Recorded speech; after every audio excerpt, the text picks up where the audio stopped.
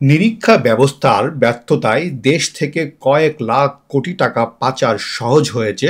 Institute of cost management accounts of Bangladesh ICMAB এমন দাবির প্রতিবাদে সংবাদ সম্মেলন করেছে পেশাজীবী হিসাব বিজ্ঞানীদের সংস্থা দি institute of chartered account of Bangladesh ICAB. বৃহস্পতিবার রাজধানীর কারণ বাজারে সংগঠনের মিলনায়তনের সংবাদ সম্মেলনে সভাপতি মারিয়া হাওলাদার জানান, অসত্য তথ্য ছড়িয়ে দিয়ে দেশে পেশাজীবী অডিটদের ইমেজ নষ্ট করার চেষ্টা চলছে। তার দাবি, অডিটরা শুধুমাত্র প্রতিষ্ঠানের হিসেব সংরক্ষণের সাথে জড়িত, পাচারসহ অন্য অবৈধ কোনো সম্পর্কের সাথে লেনদেন নেই তাদের।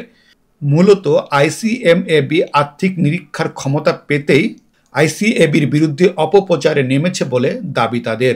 যে দেশ থেকে $17 বিলিয়ন পাচারে অডিটররা সহায়ক ছিলেন এবং এই ধরনের দায়ী করা হচ্ছে।